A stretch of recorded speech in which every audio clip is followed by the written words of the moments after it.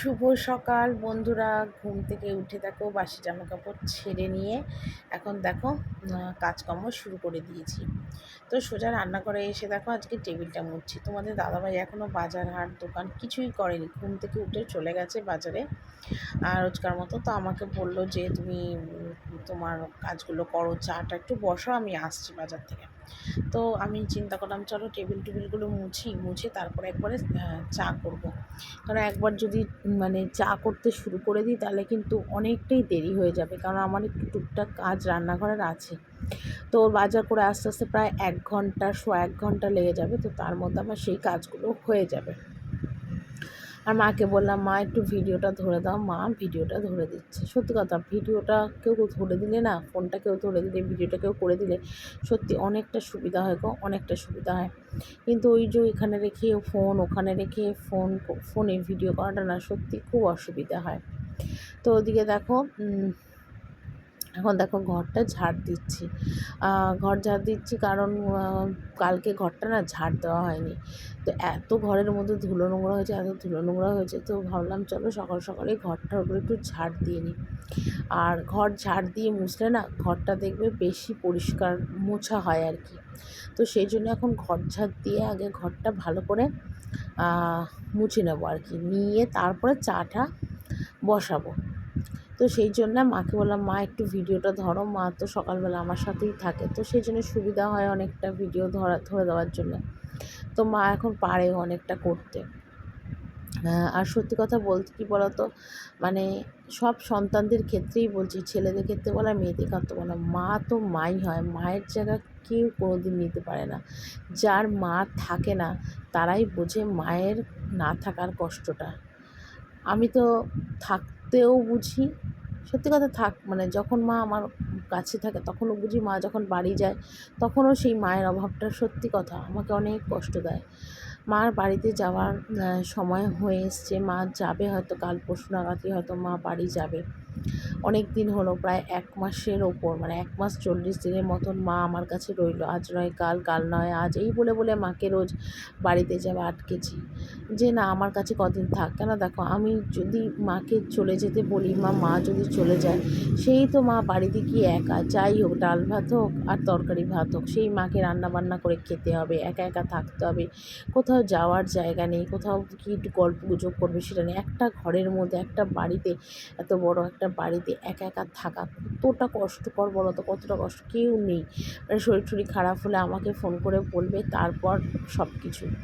তো সেই ভেবে না মার কাছে মাকে রেখে দিয়েছি যে না থাক, আমার কাছে থাকলে ছেলে থাকবে, আমি থাকবো, মার মনটাও ভালো লাগবে, মার একটা মনের জোর পাবে, বল পাবে। সেই কারণে মাকে রেখে দিচ্ছি। ইচ্ছা তো থাকে মাকে সারা জীবন আমার কাছে রেখে দিই, কিন্তু সেটা তো আমি কোনোদিনই করতে পারবো না, কারণ আমি শ্বশুরবাড়িতে থাকি। আমি পারবো না মাকে রাখতে। যদি পারতাম তো মাকে হয়তো সারা জীবনের জন্য, মা যতদিন বাঁচবে ততদিন হয়তো মাকে আমি আমার কাছেই রেখে দিতাম। সত্যিই মাকে আমি রেখে দিতাম যদি আমি পারতাম। আমার নিজের বাড়ি হতো বা নিজে আমি রোজগার করতাম, হয়তো রোজগার করলে হয়তো এটাই বলতাম যে আমি 5,000 6,000 টাকা দিচ্ছি, আমার মা তো আমার এই বাড়িতে থাকবে, হয়তো সেটাই আমি বলতাম। কিন্তু দেখো সেই কপালটাও আমার নেই। মনে অনেক ইচ্ছা হয় গো যে মা আমার কাছে থাক, তাহলে আমিও নিশ্চিন্তে থাকি। কিন্তু কি করব বলো, আমি থাকি শ্বশুরবাড়িতে 5 জনের সাথে, সেই সংসারে তো আর মাকে এনে রাখতে পারি না বলো। এটা না মনের মধ্যে আমার একটা অনেক বড় কষ্ট গো, অনেক বড় কষ্ট। ইচ্ছা থেকেও আমার উপায় নেই, সেই মাকে আমার বাড়িতে পাঠাতেই হবে। তারপর দেখো বাড়িটাও ফাঁকা থাকে, সেই বাড়িটাতে লোকজন না থাকলেও একটা বাজে, যাবে একটুখানি থাকবে, ভালো লাগবে। বাবা থাকলে হয়তো মার একটু বেশি ভালো লাগতো, বাড়ি ধুধু করছে। আমি বুঝি সেই কষ্টটা, সেই ফিলিংসটা আমি সম্পূর্ণভাবে বুঝি। কিন্তু আমি কী করবো বলো, আমার হাত পা বাঁধা, আমি নিরুপায় মানুষ, আমি কিছু করতে পারবো না। এইসব ভেবে চিন্তে না মনটা ভীষণ খারাপ হয়ে যায়। কিন্তু মার কাছে কিন্তু আমি মন খারাপ হয়, কষ্ট হচ্ছে, চোখের জল, এগুলো কিন্তু আমি মার কাছে কিচ্ছু দেখাই না, কিচ্ছু দেখাই না। আমি যদি মাকে দেখাই না, মা আরও মন থেকে দুর্বল হয়ে পড়বে, আরও মার কষ্ট হবে।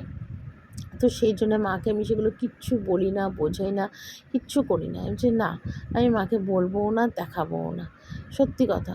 আর কি বলবো তোমাদের কাছে, আমার আর বলার মতন কোনো ভাষা নেই যাকে বলে। কি করব। তো যাই হোক, মাকে তো বাড়ি আমার পাঠাতে হবে, কিছু করার নেই। তো সেই কথাগুলো মন খুলে তোমাদের কাছেই শেয়ার করছি, অন্য কারোর কাছে তো আর শেয়ার করতে পারবো না। আমার মনের ইচ্ছা অনিচ্ছাটা কেউ বোঝার নেই, সত্যি কথা কেউ বোঝার নেই। সবাই বলে বিয়ের আগে মা বাবা বোঝে সন্তানের ইচ্ছা অনিচ্ছা, দুঃখ কষ্ট সুখ, আর বিয়ের পর বোঝে স্বামী। কিন্তু সত্যি কথা আমার স্বামী সেই স্বামী নয় যে আমি কি চাই না চাই আমার ইচ্ছা অনিচ্ছাটার মানে মানে প্রায়োরিটি দেওয়া আর কি, বা বোঝার সেই ব্যাপারটাই আমার স্বামীর মধ্যে নেই। তা আমি কাকে বলবো বলো? আমি না সবসময় আমার নিজের দুঃখ কষ্টটা যখন খুব মানে আনলিমিটেড কষ্ট হয়ে যায়, তখন আমি সত্যি বালিশের মধ্যে মাথা দিয়ে অঝরে শুধু কাঁদি। কিছুক্ষণ কাঁদার পর না মনটা অনেক হালকা হয়ে যায়। তারপর আবার জেগে সে আগের মতো কাজ কর্ম হাসি কষ্টকে চেপে রেখে সবটাই কিন্তু আমি সহ্য করে করি। কিন্তু এইভাবে একটা মানুষ কত দিন থাকতে পারে, কিভাবে বাঁচতে পারে? তাহলে ভাবো তো। মানে আমি কিন্তু আমার মতন সত্যি মানুষ বলে হয়তো আমি অনেক কিছু সহ্য করে ধৈর্য করে সমস্ত কাজ কর্ম করা, মাকে দেখা সমস্ত কিছু করি। ভালো লাগে না মনটা এক এক সময়, কিন্তু তবু কিন্তু আমি সমস্তগুলো কিন্তু করি। কি করব? আমার তো কিছু করার নেই, না আমার হাত পা বাঁধা। আমি যদি আজকে অনেক পয়সা রোজগার করতাম, তাহলে না আমার একটা পয়সার জোর থাকলে দেখবে সেই মানুষরা সব কিছু করতে পারে, সব কিছু। আমার তো পয়সার জোর নেই, তাহলে আমি কী করে করব? আর পয়সার জোর যদি থাকতো না, আমার নিজের বাড়িতেই হয়তো আমি একটা লোক রেখে দিতাম, যে আমার মার সাথে সারাদিন সে থাকবে, আমার মারও মনটা ভালো লাগবে, ভালো থাকবে। আমি চাই আমার মাকে জীবনের শেষ কটা দিন, শেষ জীবনটা মাকে একটু ভালোভাবে রাখতে, সুখে রাখতে। কিন্তু সেই ভাগ্য, সেই কপাল আমার কোনোটাই নেই। এটা আমার একটা মনের মধ্যে বিশাল যন্ত্রণা বলতে পারো, বিশাল কষ্ট বলতে পারো। ওই যে বলে না যে সত্যি কথাই মা থাকতে মানে অনেকে বলে না যে দাঁত থাকতে দাঁতের মর্ম বোঝে না, আর যাদের মা নেই তারা বোঝে মায়ের কষ্ট। আর আমার আছে, কিন্তু তবুও আমি সেই কষ্টটা অনুভব করতে পারি, সবসময় আমি সেটা অনুভব করতে পারি। তো যাকে সকাল সকাল তোমাদের কাছে মনের অনেক দুঃখের কথাই বলে ফেলি। বেশিরভাগ আমি সুখের কথা তোমাদের কাছে শেয়ার করতেই পারি না। যখনই বলি তখনই তোমাদের কাছে না সবসময় আমি দুঃখের কথাটাই শেয়ার করি। কী করব বলো? কথার পৃষ্ঠে না কথা চলে আসে। তো এক এক করে সকালবেলার দেখো ঘর ঝাড়, ঘর মোছ, টেবিল মোছা, বাসনগুলো গোছানো, চা করা সব হয়ে গেছে। আর চা করে কিন্তু আমার চা খাওয়াও হয়ে গেছে। তো চা খাওয়ার পরে ভাবলাম চলো বাসনটা একটু গুছিয়ে নিই। তো সেই জন্যই বাসনগুলোকেই আগে গুছোচ্ছি। তারপরে ভাত বসাবো, কী কী রান্না হবে সবটাই তোমাদের কেটে কুটে একবারে আমি দেখাবো। ঠিক আছে? কারণ দেখো সকালবেলায় তো একটা হাউসওয়াইফের অনেকই কাজ থাকে, কাজের শেষ থাকে না। সংসারে থাকতে গেলে কখনো গুনে না কাজ করানো যায় না। কাজ কিন্তু সংসারে প্রচুর থাকে, প্রচুর। মানে অগুন্তি কাজ।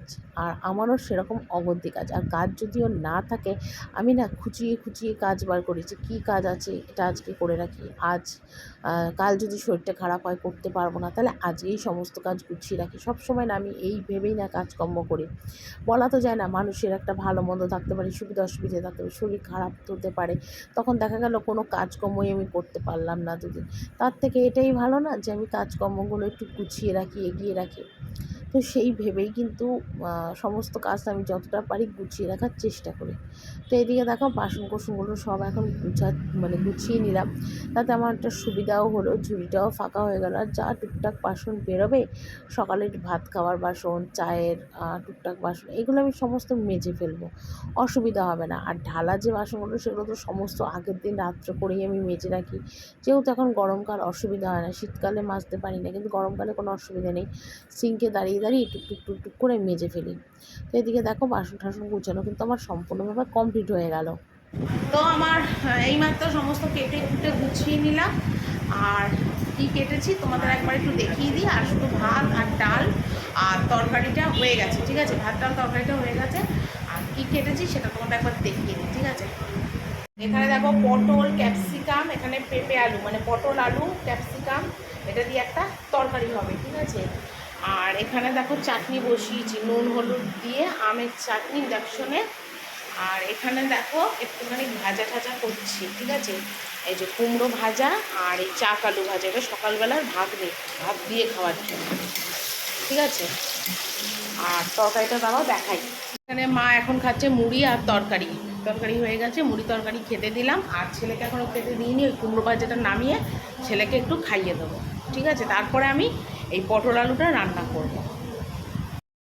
তো এখানে দেখো ছেলেকে খেতে দিয়ে দিয়েছি ভাত, তরকারি আর ডাল। যদিও আমাকেই খাইয়ে দিতে হবে, তো এখনও খাওয়াতে বসাইনি, এবার বসবো খাওয়াতে।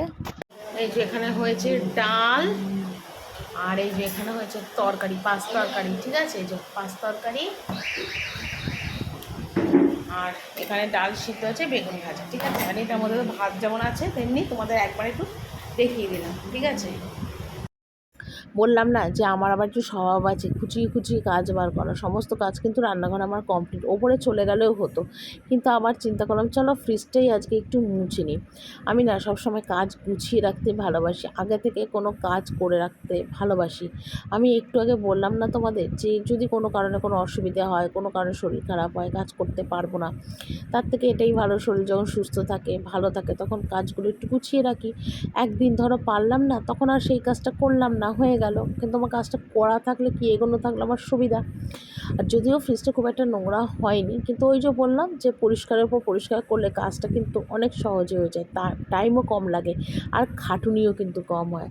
তো সেই জন্য ফ্রিজটা একটু মুছি। ফ্রিজে তো আমার বিশেষ কিছু থাকে না, কারণ আমার রোজকার রান্না রোজ হয়। আর বাসি বুসি বলতে একটু রুটিটা বা কোনো সময় কোনো বেশি হলে ডালটা, মানে খুবই কম। বাসি আমার ফ্রিজে কোনো সময় তোমরা দেখতে পাবে না।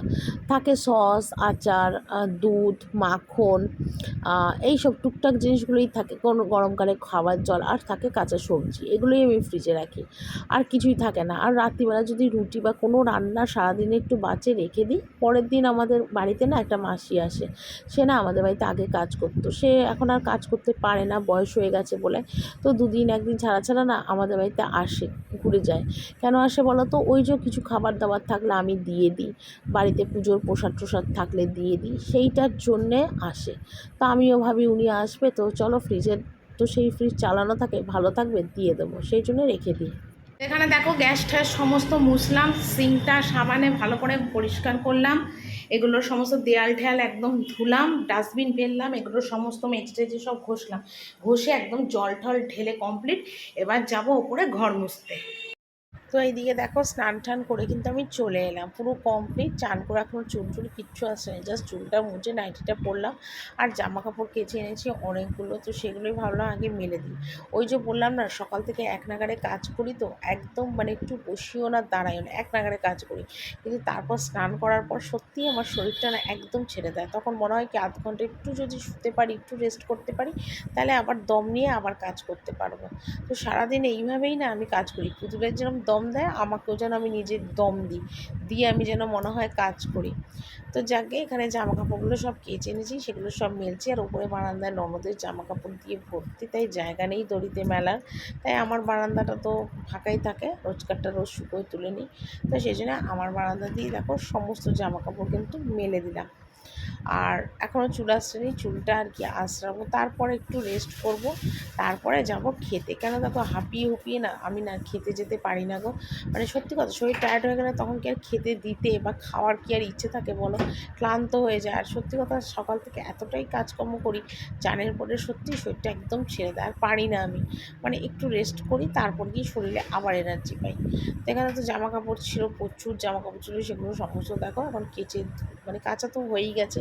নিয়ে আমার কাচার ভিডিওটা তোমাদের কাছে শেয়ার করতে পারলাম না গো। তার কী কারণ বলো তো? একটাই কারণ, মানে আমার ওপরের বারান্দার সামনে না জলে জলে ভর্তি থাকে গো, আর সেখানে ফোনটা রেখে আমি ভিডিও করতে পারবো না। তো সেই কারণের জন্যই ফোনটা করতে পারিনি ভিডিও। মানে মেঝেটা যদি শুকনো থাকে ফোনটা বসিয়ে আমি ভিডিও করতে পারতাম, কিন্তু মেঝেটা তো জল দিয়ে পুরো ভর্তি, কোথায় রাখবো ফোন? ফোনের মধ্যে জল ঢুকে গেলে তো গেল আমার ক্যামেরা, আমার ব্লগ করাই বন্ধ হয়ে যাবে, আমার সব কিছু বন্ধ হয়ে যাবে।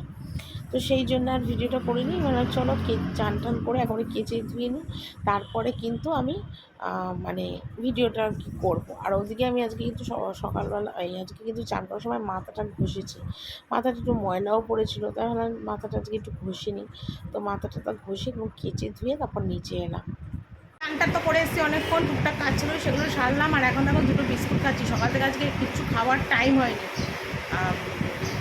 মানে কী বলে তোমার, ওটসও খাইনি, কোনো কিছুই খাইনি, ভাত ফাত কিছু খাইনি।